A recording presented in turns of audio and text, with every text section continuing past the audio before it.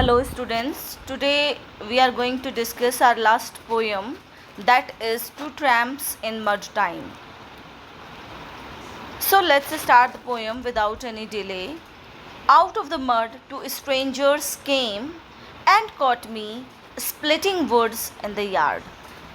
Splitting होता है कि जब आप वुड्स को काटते हो and in the yard. So here we come to know कि जो पोएट है वो अपने यार्ड के अंदर वुड्स को काट रहा है टुकड़ों में, छोटे छोटे टुकड़ों में. और इस बीच में दो स्ट्रेंजर्स आते हैं, शायद किसी कीचड़ वाली जगह से आए हुए हैं, इसीलिए उनके कपड़े गंदे हैं, इसीलिए पोएट ने उनको मड बोला है, आउट ऑफ मड, जैसे कीचड़ से आए हों. तो दो स्ट्रेंजर्स आए हैं. लेट्स सी क्या कहते हैं. And one of them put me off my aim by hailing cheerily hit them hard. And one of them, और उनमें से एक ने मुझे मेरे एम से भटकाने की कोशिश की. क्या एम था पोएट का? लकड़ियों को अच्छे तरीके से काटना. तो दूसरा जो है वो पोएट को डिस्ट्रैक्ट करने की कोशिश कर रहा है. बाय हेलिंग, हेलिंग बोलते हैं चिल्लाना, और खुशी में चिल्ला के क्या बोल रहा है? हिट दैम हार्ड, अच्छे से हार्ड हिट करो उस पे, लकड़ी पे. I knew pretty well why he had dropped behind and let the other go on the way. And poet कहता है कि मुझे बहुत अच्छे से मालूम है वो ऐसा क्यों कह रहा है और उसने दूसरे को क्यों जाने दिया. I knew pretty well what he had in mind. He wanted to take my job for pay. और यहाँ पे पोएट कहता है कि मुझे मालूम है वो ऐसा क्यों बोल रहा है और उसके दिमाग में क्या चल रहा है, और वो क्या चाहता है? वो पैसे के लिए इन लकड़ियों को काटना चाहता है. दैट मीन्स पैसे के लिए मेरी जॉब को लेना चाहता है, क्योंकि पोएट काट रहा था उस काम का, मतलब लकड़ी को, उसका काम था वो. तो वो कहता है कि मुझे मालूम है ये जो आदमी है ये पैसे के लिए लकड़ियों को काटना चाहता है, मेरा काम लेना चाहता है. Now we will move to the next stanza.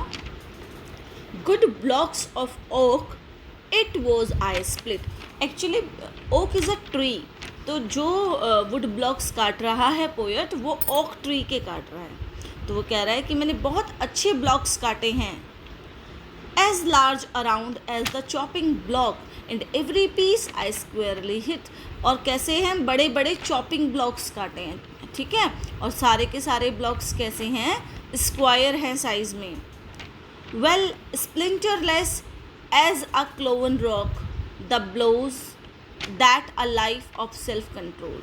तो कहता है कि जितने भी मैंने ब्लॉक्स काटे हैं वो इतने अच्छे तरीके से काटे हैं कि वो स्प्लिंटरलेस हैं. स्प्लिंटर बोलते हैं वो लकड़ी में से जो घास निकलती है और हाथ में लग जाती है, कि किसी भी ब्लॉक के अंदर स्प्लिंटर नहीं है, और वो ऐसे लगते हैं जैसे कि रॉक के टुकड़े हों, लगते ही नहीं हैं जैसे लकड़ी के हैं. और ये जो ब्लॉक्स इस तरीके से कटना, ये क्या चीज़ दिखाता है? कि लाइफ पे सेल्फ कंट्रोल. जब आपकी लाइफ इतनी वेल मैनेज होती है तो आप काम को भी बहुत अच्छे तरीके से करते हैं. Spares to strike for the common good that day giving a loose my soul. तो यहाँ पे हमें पता चलता है, मतलब वो क्या कह रहा है कि ये काम मैं कर रहा था नॉर्मली किस चीज़ के लिए? अपनी आत्मा की खुशी के लिए. दैट मीन्स ये प्रोफेशनली नहीं करते हैं रॉबर्ट फ्रॉस्ट या पोएट, ये काम प्रोफेशनली नहीं करता है, लेकिन वो अपने इन्जॉयमेंट के लिए, अपने टाइम पास के लिए इन लकड़ियों को काट रहा था. I spent on the unimportant would. देखो यहाँ पे अनइम्पॉर्टेंट वुड भी कहा है, क्योंकि वो उसका प्रोफेशनल वर्क नहीं है ना, कुछ और काम करता होगा प्रोफेशनली वो. तो ये एक्स्ट्रा काम है जिसको वो टाइम पास के लिए कर रहा है, या उसको मज़ा आता है इस काम को करने में, वो इसलिए कर रहा है. क्योंकि वैसे मज़ा आता है इसलिए कर रहा है क्योंकि यहाँ पे बोला भी गया है कि अपनी सोल की हैप्पीनेस के लिए वो करता है. In the third stanza poet जो है अब आपको वहाँ के वेदर का डिस्क्रिप्शन देंगे. नाउ मतलब शिफ्ट हो जाएगा जो हमारा आइडिया है. The sun was warm but the wind was chill. You know how it is with in April day. तो यहाँ पे वो कहता है कि सूरज निकला हुआ है लेकिन हवा में ठंडक है. तुम्हें मालूम है अप्रैल का दिन ऐसा ही होता है.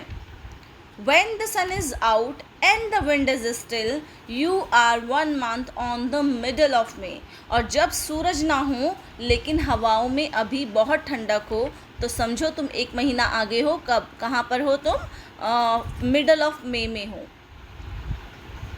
But if you so much as dare to speak, a cloud comes over the sunlit arc a wind comes of a frozen peak. और वो कहता है कि अगर तुम ऐसा बोल पा रहे हो लेकिन एक क्लाउड आ जाता है और सन को ढक लेता है, आर्क बोलते हैं बाहर के जो किनारे होते हैं सर्कल के, उसको आर्क बोलते हैं बेसिकली, और एक जो है आकर क्लाउड सन को ढक लेता है और एक हवा आती है और आपको जमा देती है, इतनी ठंडी है।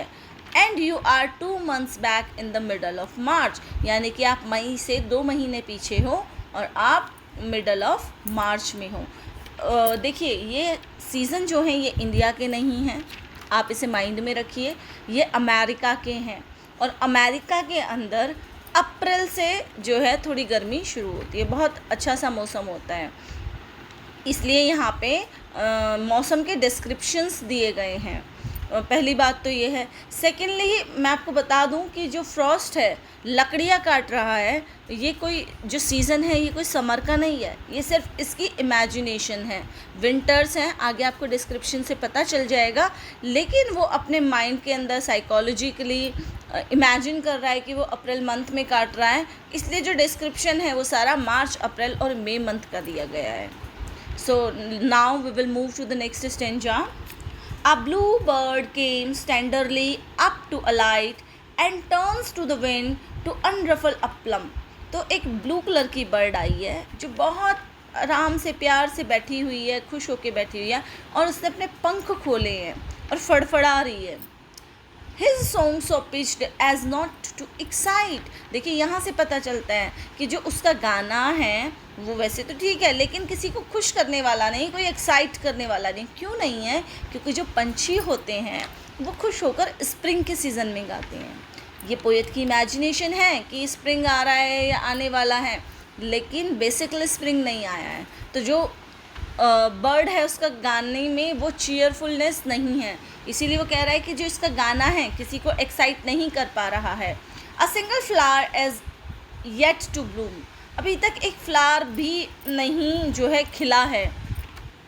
It is snowing a flake and he half knew, और वो कहते हैं कि अभी बर्फ़ की फ्लेक्स जो हैं वो गिर रही हैं और बर्ड को अभी आधी अधूरी बात पता है। दैट मीन्स कि अभी गर्मियाँ नहीं आई हैं। Winters was only playing POSSUM, जो सर्दियां हैं वो क्या खेल रही हैं? पॉसम। पॉसम क्या होता है? बेसिकली व्हेन 2 राइम्स लाइन होती हैं then you call it couplet. When there are 4 rhythmical line जिसमें 4 राइम लाइन्स होती हैं उनको चौपाई कहते हैं, जो रामायण में चलती हैं, है ना। 4 लाइनों का जो बनता है ए, जैसे ए 4 लाइन में ए बी बी ऐसे हो जाए, या ए ये राइम स्कीम हो, तो मतलब जहाँ 4 लाइनें रिदम बनाती हैं उसको पॉसम कहते हैं। तो सर्दियाँ भी वही काम कर रही है, पॉसम बना रही है।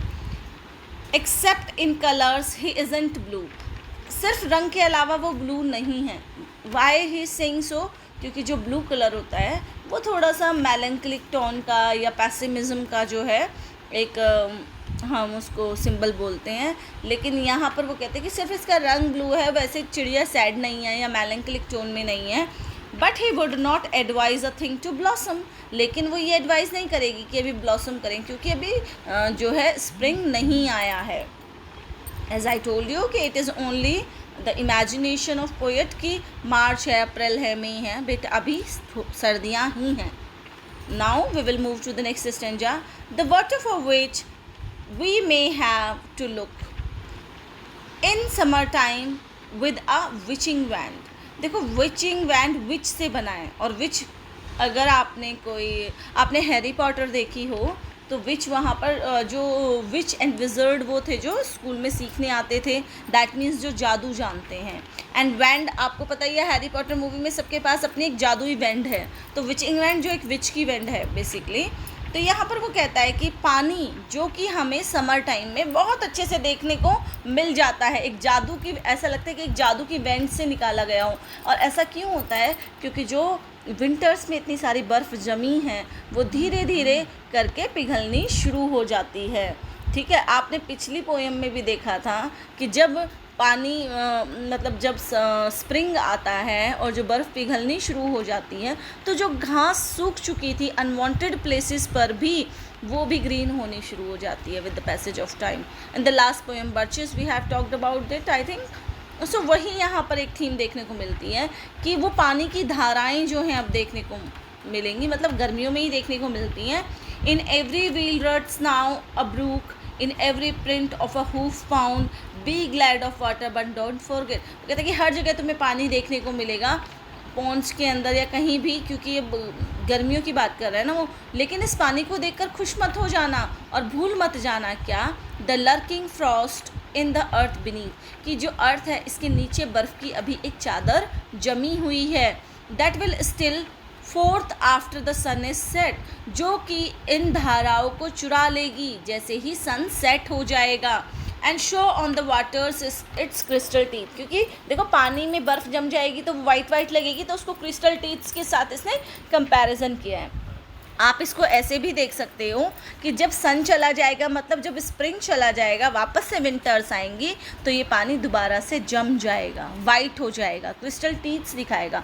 समवेयर आप इसको ऐसे भी देख सकते हो कि एक अभी जो स्प्रिंग है सीज़न, वो सिम्बलाइज़ करता है लाइफ को, एंड जो विंटर्स हैं वो सिम्बलाइज़ करती हैं डेथ को। कि जिस यूथ को देखकर, जिस लाइफ को देखकर तुम खुश हो रहे हो, स्प्रिंग को देखकर तुम खुश हो रहे हो, ये मत भूल जाना कि आगे डेथ भी आने वाली है या आगे विंटर्स भी आने वाली है। उस चीज़ को हमें कभी नहीं भूलना है। Today I will end my lecture at this note. In the next lecture we will continue the poem, और नेक्स्ट लेक्चर के अंदर हमारी सारी पोएम्स जो हैं रॉबर्ट फ्रॉस्ट की कवर हो जाएंगी। इसके बाद हम क्वेश्चंस डिस्कस करेंगे। मैं आपको क्वेश्चंस के PDF भेजूँगी, आप पढ़ेंगे। नेक्स्ट डे हम उसको ऑनलाइन जो है डिस्कस करेंगे। May be most probably from next week we will start our new work, street car name desire. ठीक है, it is play basically street car named desire written by Tennessee Williams. तो ये आपका next topic होगा जो हम discuss करने वाले हैं। आप सुनिए पोएम को। Thank you.